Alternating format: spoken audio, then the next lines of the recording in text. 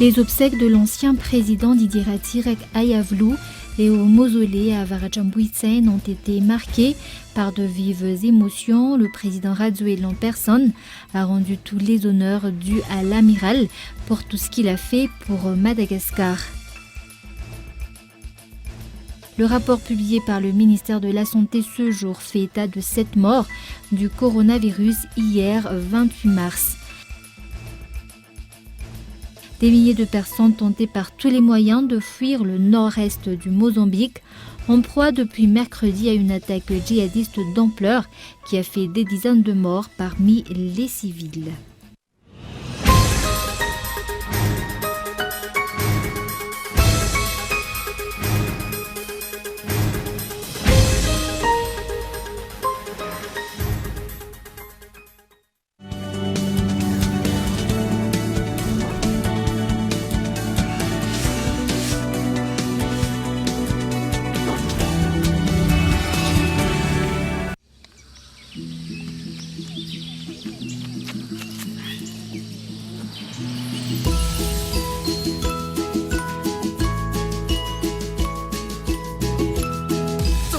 Lehibe miaraka amin'ny Canal Plus. Loka maro no miandry anao izay anao abonnement na réabonnement.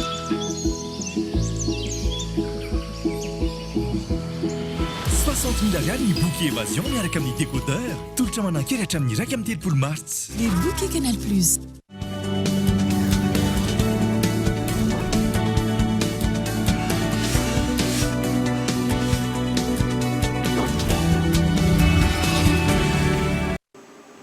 Bonsoir à tous et bienvenue dans cette édition du journal en version française sur Cool TV.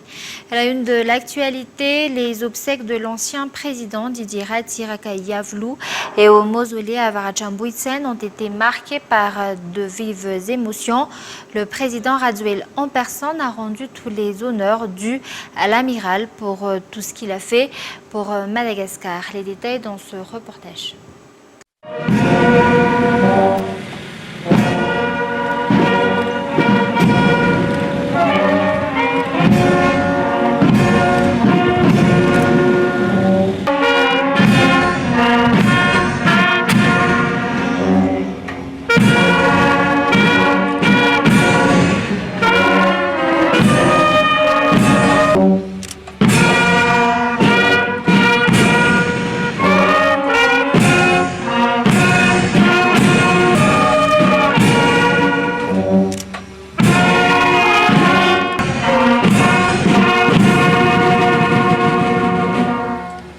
La dépouille du feu président Ratsirek est arrivée au palais d'État d'Yavlou pour la cérémonie militaire précédant le culte religieux.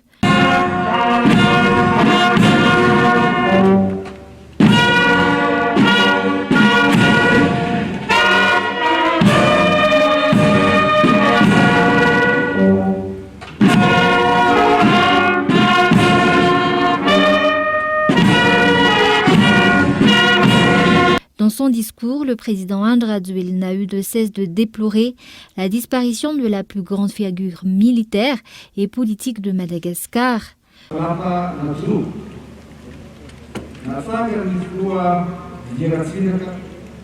Il est de bonne loi que ce soit à cet endroit que l'on rende le dernier hommage au président Didier Ratsirek, car c'est lui qui a bâti ce monument du temps où il était chef de l'État.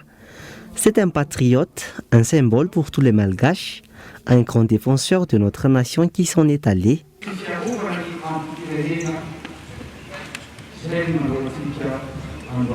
Selon le président Radziwiłł, même la plus grande des rivalités politiques ne pourra en aucun cas occulter la moindre des actions que feu Didier Ratsirek a faites pour notre pays.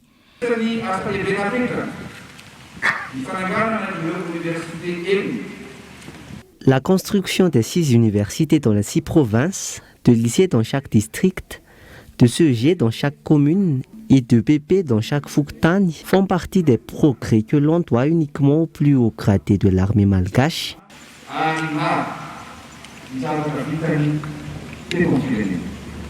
Feu Didier Rattirac a occupé la scène politique de Madagascar pendant 50 ans. Le total de ses années au pouvoir est de 23 ans. Son nom et son idéologie seront à jamais gravés dans la mémoire des Malgaches et ses descendants ne pourront qu'en être fiers.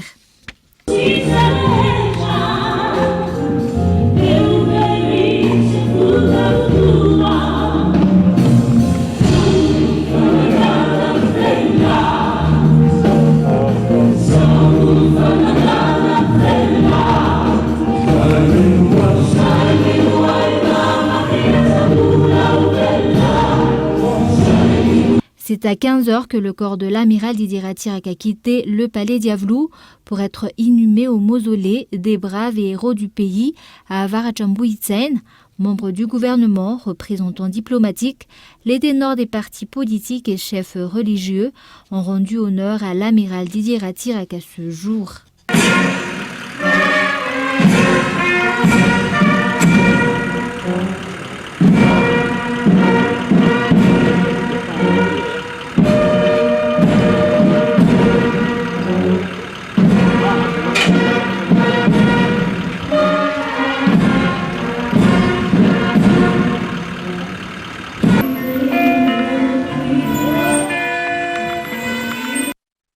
Et c'est au mausolée des braves et des héros de notre pays à Avaratjambuitsen que le corps de l'amiral Didier Rattirac a été déposé ce jour. Le couple présidentiel et les chefs des institutions de notre pays ont fait honneur à la cérémonie d'inhumation de l'ancien président Didier Rattirac. Reportage de Nela Ranefson.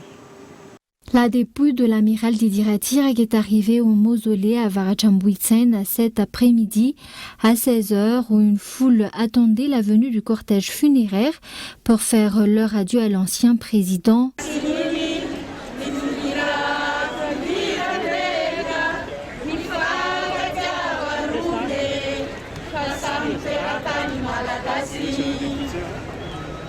Le couple présidentiel, le Premier ministre, le ministre de la Défense nationale, le ministre de la Sécurité intérieure, le secrétaire d'État en charge de la gendarmerie et les chefs des institutions du pays ont rendu honneur à l'ancien président aux côtés de sa famille et ses proches.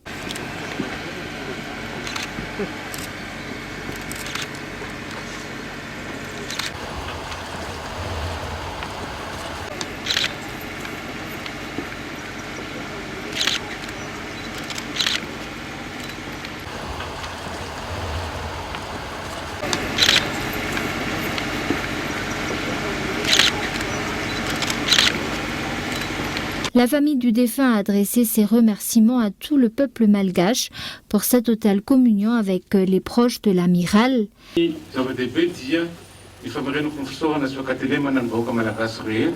Nous adressons nos sincères remerciements à tout le peuple malgache, surtout à la population d'Antananarivo, car des milliers de foules ont jalonné les rues par laquelle est passé le cortège funéraire pour dire adieu à notre parent. Un grand merci également à tous ceux qui ont présenté les provinces et régions de Madagascar à cette cérémonie.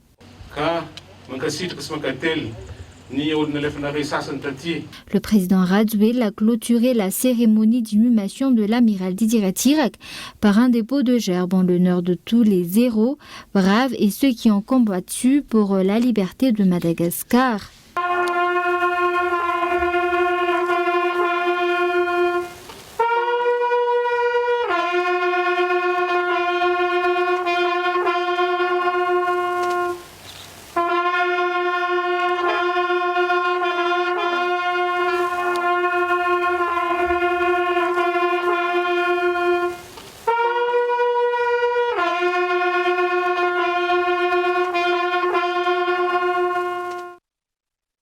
Autre sujet, le rapport publié par le ministère de la Santé ce jour fait état de 7 morts du coronavirus. Hier, 28 mars, 384 nouveaux cas de contamination ont également été détectés, tandis que 35 patients ont recouvré la santé. 7 autres personnes ont succombé au Covid-19 hier 28 mars, d'après le rapport du ministère de la Santé. 384 nouveaux cas positifs ont également été décelés parmi 1281 tests. dont 285 dans la Nalamang, 22 dans la Tsinanan, 17 dans le Sofia, 15 dans la Nalandrouf, 14 dans le Diana, 10 dans le Bouin, 8 dans le Vaknakarach, 6 dans le Sava et 2 cas chacun dans l'Urumbe, la Haute-Matiach et l'Itas et 1 dans le Vadvafidvunan. Actuellement, 1904 patients sont encore sous traitement, dont 201 présentent des formes graves de la maladie. Et à cause de la propagation galopante du coronavirus, pas un seul ticket pour le match des Barrés contre le Niger demain à Tuamas ne sera vendu. Seuls les clubs des supporters pourront y assister. C'est ce qu'a fait savoir le ministre de la Jeunesse et des Sports. Les détails dans ce reportage d'Henri Florian. Afin de ne pas favoriser davantage la propagation du coronavirus, le match entre les Barrés et le Niger demain à Tuamas est interdit au public sauf au club des supporters.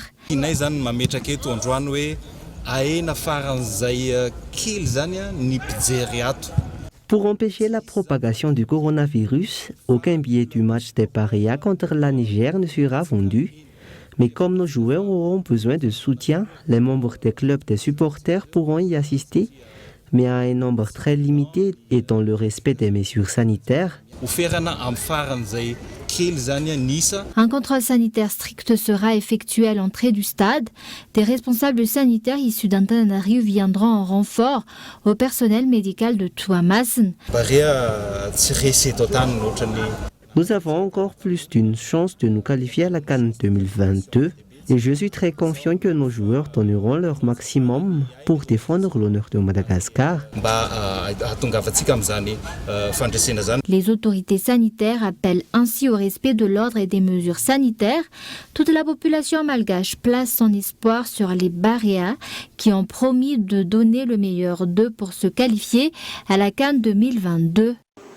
Nous passons maintenant aux actualités internationales. La France aborde une nouvelle semaine décisive sous la pression de la troisième vague de l'épidémie de Covid-19 dont la flambée provoque la multiplication des signaux d'alarme à l'hôpital et des appels à des mesures plus strictes. Reportage de Franck 24. Dans cet établissement de Drancy, plusieurs dizaines d'élèves contaminés par le coronavirus ces derniers jours. L'épidémie progresse et inquiète de nombreux lycéens. J'ai pas peur pour moi, c'est plus pour ma famille. Parce que ce qui me fait peur, c'est de ramener le virus chez moi, de contaminer ma famille et qu'il ne soit pas bien après. Face à cette situation, 22 classes au total seront fermées dans ce lycée de plus de 2000 élèves. Certains parents et professeurs demandent sa fermeture pure et simple.